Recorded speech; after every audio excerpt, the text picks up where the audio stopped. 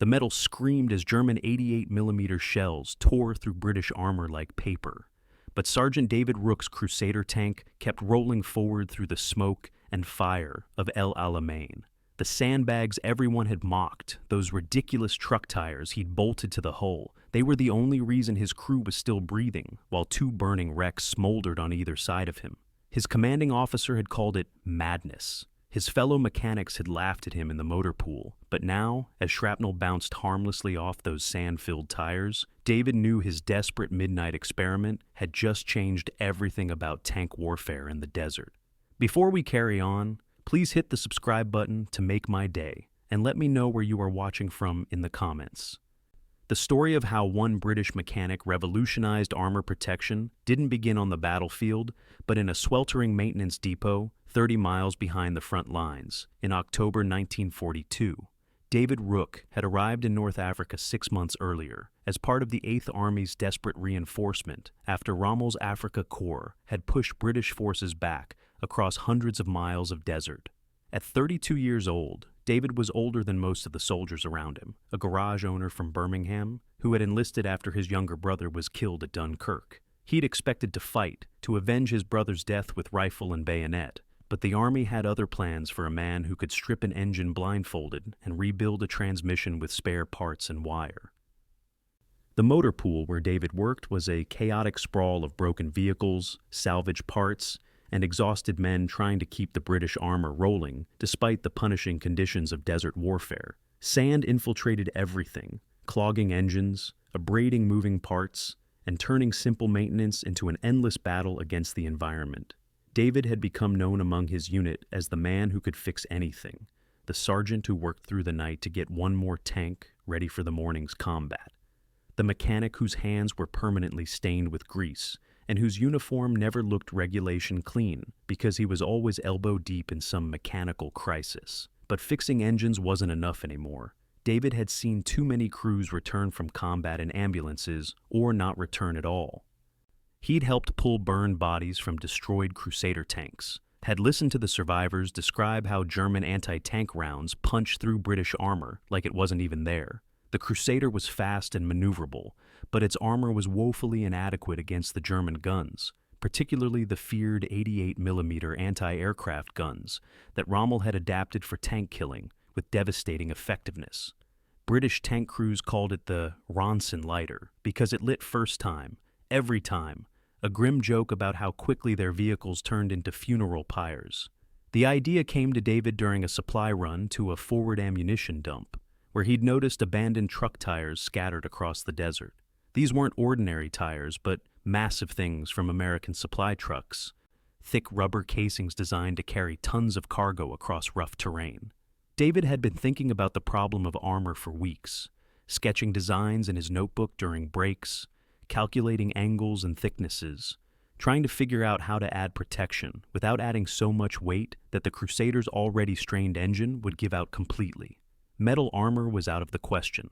They didn't have the facilities to cast or weld proper armor plates, and even if they did, the weight would have been prohibitive. Sandbags helped but tore easily and provided inconsistent protection. But rubber and sand together, David thought, might offer something different. The rubber would absorb and disperse impact energy, while the sand would provide mass to stop projectiles. It wasn't elegant. It certainly wasn't regulation. But David had long since stopped caring about regulation when British boys were burning alive in metal coffins. He started his experiment on a moonless night when the officers were asleep, and the few men still awake were too tired to question what the crazy mechanic was doing. David dragged 4 of the largest truck tires he could find back to the motor pool, each one requiring all his strength to roll across the sand. He'd chosen a Crusader that was scheduled for engine repairs, a tank that would be in the depot for at least another week, giving him time to test his theory and remove the modifications if they proved useless or if his superiors ordered him to stop. The process was brutally simple. David cut open each tire's sidewall, creating a large opening while keeping the tire's overall structure intact. Then he began the back-breaking work of filling each tire with sand, shoveling load after load of the desert itself into the rubber casings. Each filled tire weighed close to 300 pounds, a massive weight that would normally seem like madness to attach to a vehicle. But David had done his calculations. 4 tires strategically placed wouldn't overload the Crusader's suspension, and the protection they might offer was worth the slight reduction in speed and maneuverability. Mounting the tires to the tank's hull was the next challenge.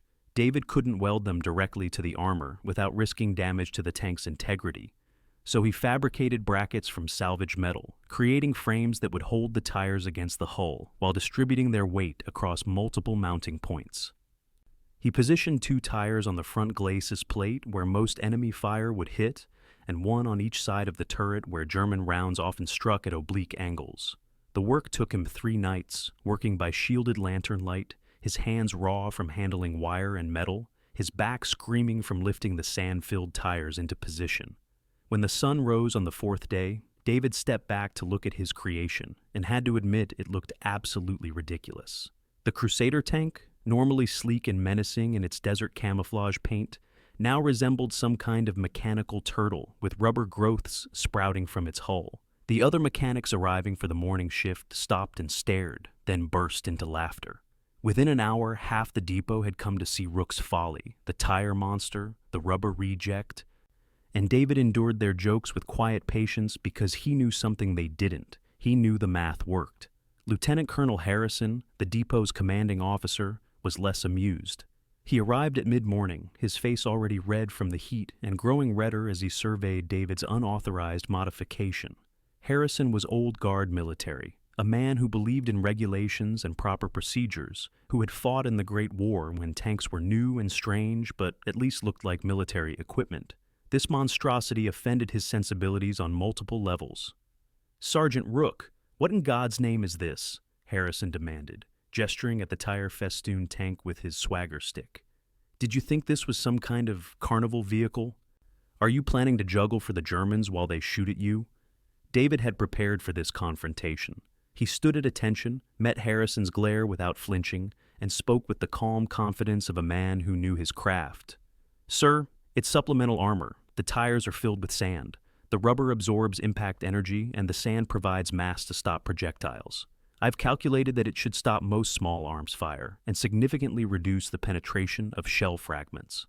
Harrison's expression suggested David had just proposed flying to Berlin by flapping his arms.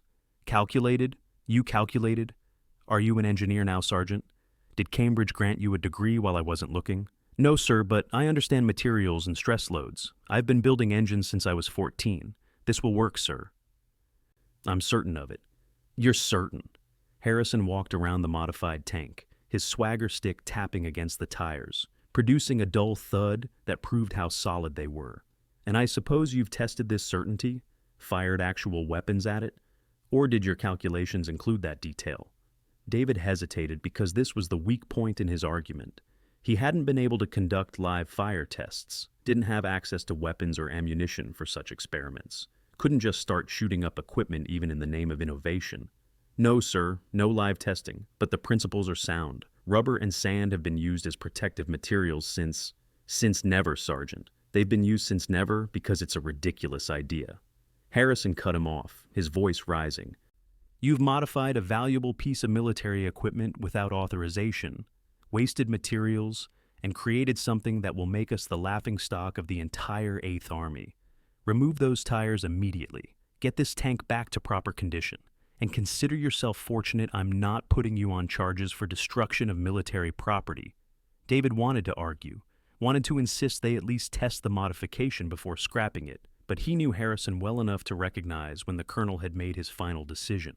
He saluted, acknowledged the order, and watched Harrison stalk away across the sand, leaving David standing beside his creation that now seemed destined for immediate dismantling.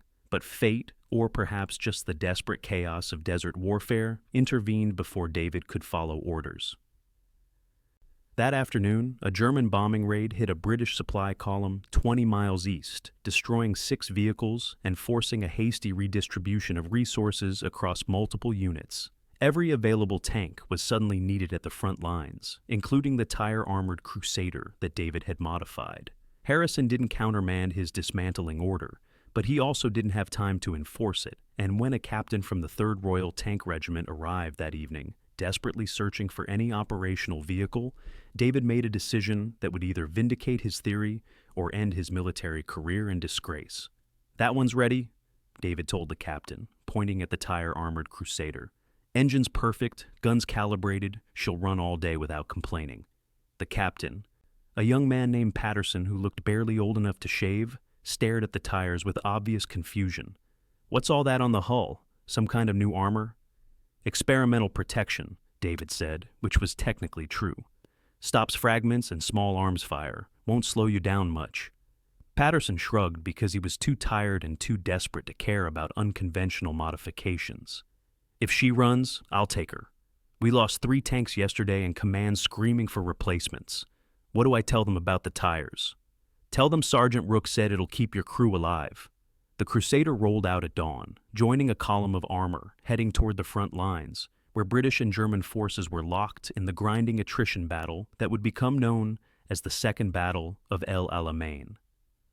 David watched it disappear into the desert haze, trailing dust and diesel smoke, and felt his stomach knot with anxiety.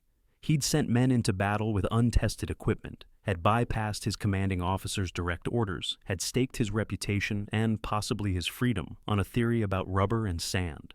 If that crew died because the extra weight slowed them down, or because the tires proved useless or even dangerous, their blood would be on his hands. 3 days passed with no word. David worked his regular shifts, repaired engines, replaced tracks, and tried not to think about the tire-armored Crusader somewhere out in the desert. Other tanks returned, some under their own power, and some towed back as smoking wrecks. David helped recover one Crusader, where a German shell had penetrated the driver's compartment, killing the entire crew instantly. The smell of burned flesh and metal made him vomit behind the motor pool, and he scrubbed his hands for an hour afterward, but still felt like death clung to his skin. On the 4th day, Patterson's tank returned. David was under another Crusader, replacing a thrown track, when he heard the distinctive engine note, that particular rhythm of a well-maintained power plant that he'd tuned himself. He rolled out from under the vehicle, shaded his eyes against the midday sun, and saw his creation rolling back into the depot, trailing even more dust than when it had left. The tank looked like it had been through hell. Scorch marks blackened the turret, bullet impacts pocked the hull armor, and the tires, the sand-filled tires that David had mounted with such care, were torn and shredded. But the tank was moving under its own power, and when Patterson popped the hatch and climbed out, David saw that the captain was grinning. "Rooke, you magnificent bastard, it works. It actually works." Word spread through the depot faster than petrol fire. Within minutes, a crowd had gathered around Patterson's battered Crusader, mechanics and officers alike staring at the battle damage with new appreciation. Harrison arrived, his expression skeptical but curious, and ordered Patterson to brief everyone on exactly what had happened. Patterson's story emerged in excited bursts between gulps of water. His squadron had been engaged by German forces near Kidney Ridge, a brutal fight at close range where multiple British tanks had been destroyed in the opening minutes. Patterson's Crusader had been targeted by a German anti-tank gun crew that scored what should have been a killing shot to the front glacis plate, exactly where David had mounted the forward tire. "The round hit the tire dead center," Patterson explained, pointing to the massive gash in the rubber. "I felt the impact, thought we were done, but the tank kept moving. The shell penetrated the tire, but the sand absorbed most of its energy. By the time it reached the actual armor, it didn't have enough force to punch through, just left a dent." Harrison stepped closer to examine the damaged tire, using his swagger stick to probe the torn rubber. Sand spilled out, mixed with fragments of the shell that had struck it. The colonel's face had lost its habitual skepticism, replaced by something David recognized as respect. "And these other impacts?" Harrison asked, gesturing to the numerous bullet marks across the hull. "Machine gun fire, sir. German position we passed got off a good burst at close range. Normally that would have killed Jenkins. He was exposed in the commander's hatch. But most of the rounds hit these side tires instead, bounced right off or got absorbed. Jenkins didn't get a scratch." The crowd around the tank had fallen silent, processing the implications of what Patterson was describing. This wasn't theoretical anymore, wasn't Rooke's crazy experiment or some mechanic's fever dream. This was proven, combat-tested protection that had saved lives in actual battle. The ridiculous-looking tire armor had done exactly what David had calculated it would do. Harrison turned to David, and for a moment, the colonel's stern military bearing softened into something almost like admiration. "Sergeant Rooke, it appears I owe you an apology. Your unorthodox approach may have merit after all. How many tanks can you modify with this tire armor?" David had been mentally calculating since the moment he saw Patterson's tank return. "Depends on how many tires we can get, sir. We'll need the heavy American ones. The standard British truck tires won't hold enough sand. Figure 4 tires per tank, maybe 5 if we want to protect the rear engine deck. I can train other mechanics on the mounting procedure. With enough materials and manpower, we could do 2 tanks a day." "Make it 3, Harrison ordered. "Pull whoever you need from other duties. I want every Crusader in this depot modified within the week. After that, we'll send you forward to the regimental workshops. If this works as well as Captain Patterson suggests, 8th Army will want every tank in North Africa carrying tire armor." What followed was the most intense week of David's life. He became simultaneously celebrated and overwhelmed as the motor pool transformed into a tire armor production line. Mechanics who had mocked his experiment now competed for positions on his modification crews. Supply officers who had previously ignored his requisitions now delivered truck tires by the dozen, scrounging them from wrecked vehicles across hundreds of miles of desert. Word of the tire armor spread through the British forces with remarkable speed, and soon David was fielding questions from tank crews, engineers, and even war correspondents who had heard rumors of the mechanic's miracle. The process David developed was efficient but exhausting. First, the crew would select appropriate tires and inspect them for damage that might compromise their structural integrity. Then came the cutting, creating sidewall openings large enough for filling, while maintaining the tire's ability to retain sand under combat stress. The filling process required precise estimation because too little sand left the tire vulnerable, while too much made it impossibly heavy and risked bursting during mounting. Each tire needed roughly 220 pounds of sand, measured by weight rather than volume to ensure consistency. Mounting was the most technically demanding phase. David had refined his bracket design, creating standardized frames that could be adapted to slightly different mounting positions on each tank. The brackets had to be secured to existing armor bolts and rivets rather than welding, which meant careful measurement and sometimes creative problem-solving when mounting points didn't align perfectly. Each tire had to be positioned to maximize protection of critical areas like the driver's compartment, ammunition storage, and turret ring, without interfering with the tank's operation or blocking vision ports. By the end of the week, 16 Crusader tanks had rolled out of the depot wearing tire armor. Each one represented more than 30 hours of intensive labor. But David felt a satisfaction deeper than simple pride in craftsmanship. These weren't just mechanical modifications. They were life-saving innovations that would bring British crews home alive from battles that might otherwise kill them. Harrison kept his word about sending David forward to regimental workshops. In late October, David found himself attached to the 3rd Royal Tank Regiment's maintenance section, working closer to the front lines than he'd ever been. The sounds of artillery were constant here, a rolling thunder that shook the ground and reminded everyone that death was never more than a few miles away. David worked through the noise, training new crews of mechanics in his tire armor technique, adapting the design to accommodate field conditions where resources were scarcer and time even more precious. The Battle of El Alamein was entering its critical phase. British forces under General Montgomery were pressing their offensive against Rommel's defensive positions. A massive coordinated assault involving thousands of vehicles and hundreds of thousands of men. Every tank mattered in this grinding battle of attrition, and David's tire armor was becoming a standardized modification across multiple British armored units. Crews specifically requested tire-armored tanks, and commanders began writing David's technique into operational orders as recommended procedure for all Crusader and some Matilda tanks. David was working on his 43rd tire armor installation when the German counterattack hit the regiment's position. It came at dawn, a classic Rommel tactic using speed and surprise to catch British forces during shift changes and meal times. German panzers supported by infantry and anti-tank guns struck the regiment's left flank, forcing a hasty defensive response that saw every available tank scrambling into combat positions.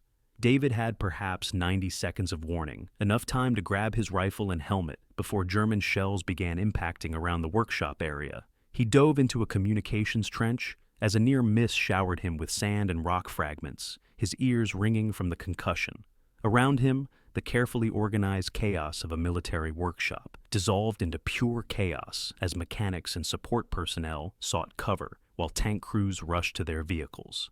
Through the dust and smoke, David saw British tanks moving to engage the German attack. Among them were several that bore his tire armor modifications, including one commanded by Lieutenant Marcus Webb, a career tanker who had been skeptical of David's design until seeing Patterson's return.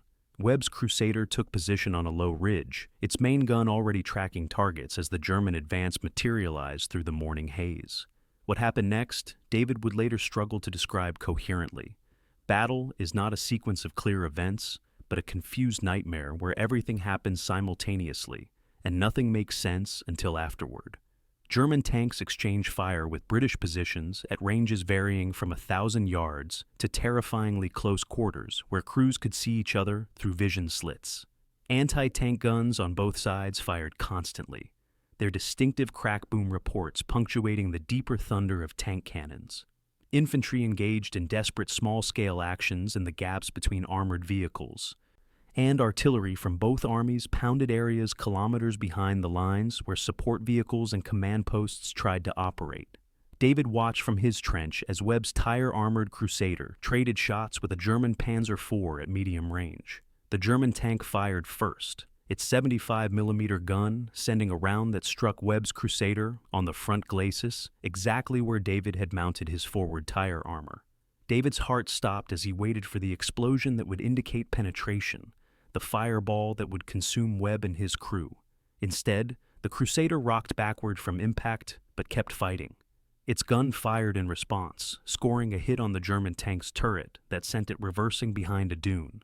David couldn't believe what he was seeing, couldn't process that his improvised armor had just defeated a direct hit from one of the most effective anti-tank guns in the German arsenal. But there was no time for celebration, because another German tank was targeting Webb's position, and this one was a Panzer III with a 50mm gun that fired twice in rapid succession. One round missed entirely, kicking up a geyser of sand 50 feet short. The second struck Webb's turret side, where David had mounted a protective tire, and again the improvised armor performed exactly as David had calculated. The round penetrated the tire, but lost so much energy pushing through rubber and sand that it only scarred the actual armor beneath, rather than penetrating into the crew compartment. The battle raged for 3 hours before German forces withdrew, having failed to break through the British defensive line. When the guns finally fell silent, David emerged from his trench into a landscape transformed by violence. Burning vehicles dotted the desert, both British and German, smoke columns rising into the clear morning sky. Wounded men called for medics while survivors checked their vehicles for damage and prepared for possible renewed attacks. David walked toward Webb's Crusader on shaking legs, hardly daring to hope that what he thought he'd witnessed was real. The tank sat motionless on its ridge position, battle-scarred but intact. Both forward tires were destroyed, torn apart by impacts, but the hull armor beneath showed only dents and scrapes. The side tire that had taken the 50mm hit was shredded, but still partially attached to its mounting bracket.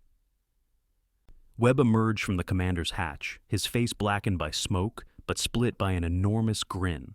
When he saw David approaching, he actually laughed, a slightly hysterical sound that spoke to surviving what should have been unsurvivable. "Rooke, you glorious, brilliant bastard! We took 3 hits that should have killed us. 3, and we're still here." Webb climbed down from the tank, stumbled slightly, then caught David in a fierce embrace that spoke louder than any words about the bond between the man who builds protection and the men it protects. Other tank crews were gathering, drawn by Webb's shouting and by the visible evidence of the tire armor's effectiveness. David found himself surrounded by men examining the damaged tires, measuring the impact points, calculating the angles and energies involved. These were professional soldiers with years of combat experience, men who understood exactly how close Webb's crew had come to death, and they were looking at David with something approaching reverence. Word reached General Montgomery's headquarters within hours. The commanding general of the Eighth Army was intensely interested in any tactical or technical advantage that might tip the balance in the grinding El Alamein battle, and a field modification that demonstrably improved tank survivability was exactly the kind of innovation that Montgomery recognized as potentially war-winning. David was summoned to a briefing with senior officers, where he found himself explaining tire stress calculations and energy dissipation to colonels and brigadiers who listened with unusual attention. Montgomery himself appeared briefly, a compact, intense man who asked penetrating questions about production's capacity and resource requirements. Could this technique be scaled? Could it be standardized across different tank types? Could it be taught to workshop crews in other theaters? David answered as honestly as he could, explaining both the advantages and limitations of his design.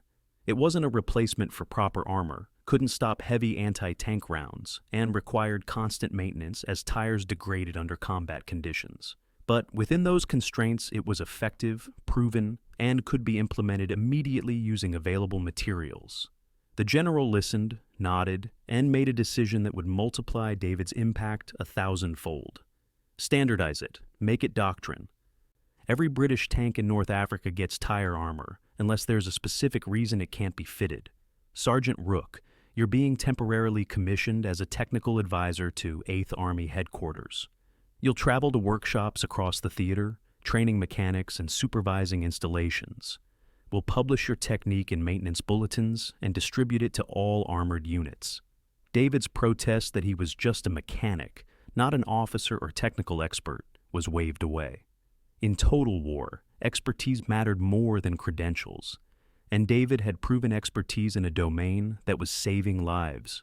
He spent the next 3 months traveling across North Africa, from Egypt to Tunisia, teaching his tire armor technique to mechanics who ranged from eager young recruits to grizzled veterans who'd been maintaining vehicles since the Great War. Everywhere David went, he encountered tank crews with stories about how tire armor had saved them. There was Corporal Brighton, whose Valentine tank had survived a mine strike that would have killed him without the extra protection of sand-filled tires under the hull. There was Lieutenant Shaw, whose Matilda had taken 17 machine gun hits during an infantry support mission, most of which had been absorbed by tire armor rather than reaching his crew. There was Sergeant Hammond, who swore that tire armor had stopped an Italian anti-tank rifle round that came through a vision slit and should have killed his gunner, but instead buried itself in sand after penetrating just one tire. Not every story was triumphant. David also met the survivors of tanks where tire armor hadn't been enough, where German 88s had punched through both tire and hull armor to kill crews despite the extra protection. He attended memorials for men who had died in tire-armored tanks and felt the weight of knowing that his modification had given them hope that couldn't always be fulfilled. The armor helped. It saved many lives, but it wasn't invincible, and David never pretended otherwise. By February 1943, the North African campaign was ending in Allied victory. Rommel's Afrika Korps was in retreat, squeezed between British forces advancing from the east and American forces pushing from the west. David's tire armor had become so commonplace that crews barely remarked on it anymore. Just another piece of standard equipment like camouflage netting or extra water cans. Technical bulletins from British tank factories in England showed that engineers had studied David's field modification and were working on more sophisticated versions using rubber and composite materials in factory-produced armor packages. David was returned to England in March for what was officially called Consultation on Armor Development, but what felt more like being put on display. He met with designers at tank factories, gave presentations to engineering boards, and endured formal dinners where senior officers told stories about tire armor effectiveness to government officials and visiting dignitaries. It was simultaneously flattering and exhausting, and David found himself missing the motor pool, the honest work of fixing tanks, the direct connection between effort and result. The recognition that mattered most came not from generals or medals, but from a letter delivered to David's temporary quarters in London. It was from Captain Patterson, the first officer to take a tire-armored tank into combat, and it was short and simple. Sergeant Rooke, I wanted you to know that the crew who served with me in North Africa had a reunion last month. We're all alive to attend it because of your tire armor. Jenkins would have been killed by that machine gun burst. I would have been killed by that anti-tank round. Our driver would have been killed by shell fragments that hit the forward tire instead of the driver's hatch. You saved us all, and we wanted you to know that we're raising our glasses to you tonight. Thank you for bringing us home." David read that letter 3 times, then folded it carefully and put it in his pocket where it remained for the rest of his life. All the technical reports and commendations and official recognition couldn't match the simple gratitude from men who knew he'd saved their lives. That night, David allowed himself to feel proud of what he'd accomplished, not the innovation or the recognition, but the fundamental achievement of keeping British soldiers alive through desperate circumstances using nothing more than old tires, desert sand, and mechanical ingenuity. The war continued for more than 2 years after David's return from North Africa, and he spent most of that time attached to tank development programs where his practical field experience provided valuable input into armor designs. His tire armor concept evolved into more sophisticated implementations, including composite armor packages that used rubber, sand, concrete, and space plating in combinations that provided protection approaching that of much heavier solid armor. Post-war analysis suggested that tire armor and its derivatives had contributed to saving hundreds of British tank crew lives across multiple theaters of operation. David himself returned to civilian life in 1945, reopened his Birmingham garage, and rarely spoke about his wartime service except when veterans found him and wanted to thank him personally. He lived quietly until 1978, working on cars with the same meticulous care he'd once applied to tanks, finding satisfaction in solving mechanical problems regardless of their military significance. In the decades since, military historians have debated the significance of David Rooke's tire armor innovation. Some dismiss it as a minor field expedient that had limited impact on the broader war. Others argue it represented exactly the kind of practical innovation that total war demanded, showing how individual initiative and creativity could provide crucial advantages in circumstances where official channels moved too slowly. The truth probably lies between these extremes. One mechanic's desperate experiment that became a standardized technique, saving hundreds of lives not through revolutionary technology, but through simple materials intelligently applied. What remains undebatable is that in October 1942, when British forces desperately needed any advantage against superior German armor, Sergeant David Rooke looked at truck tires and desert sand and saw a solution that others had missed. His tire armor wasn't elegant, wasn't sophisticated, and certainly wasn't regulation, but it worked. And in war, especially in the brutal crucible of North Africa desert fighting, working was all that mattered. The modified Crusader that first proved tire armor's effectiveness, Captain Patterson's vehicle that survived those initial combat hits, was preserved after the war and currently sits in the Tank Museum at Bovington. Its sand-filled tires are long since removed, and the battle damage has been cleaned and documented, but plaques tell the story of how one mechanic's midnight experiment changed armor doctrine across an entire theater of operations. Visitors often pause longest at this exhibit, drawn by the simplicity of the concept and the profound impact it had on men fighting for survival in the desert. David Rooke never considered himself a hero, always insisted he was just a mechanic doing his job, trying to keep his fellow soldiers alive with whatever tools and materials he had available. But to the tank crews he saved, to the men who came home because rubber and sand absorbed the bullets and shells that would have killed them, David was exactly what heroes are supposed to be. Not someone who sought glory or recognition, but someone who saw a problem, imagined a solution, and worked tirelessly to protect others regardless of whether anyone noticed or cared. The tire armor saved lives not through violence, but through protection. Not through destroying the enemy, but through preserving the precious lives of those fighting for their nations and their futures. In the end, that's the legacy of Sergeant David Rooke and his improvised armor, a reminder that in war's darkest moments, ingenuity and determination can make the difference between death and survival, between tragedy and hope. One mechanic looked at materials others considered worthless and saw a possibility. One innovation gave soldiers a fighting chance when they needed it most. One simple idea, tires filled with sand strapped to metal, proved that sometimes the most effective solutions come not from engineering laboratories or military high command, but from practical minds working in motor pools under desert stars, determined to bring their comrades home alive.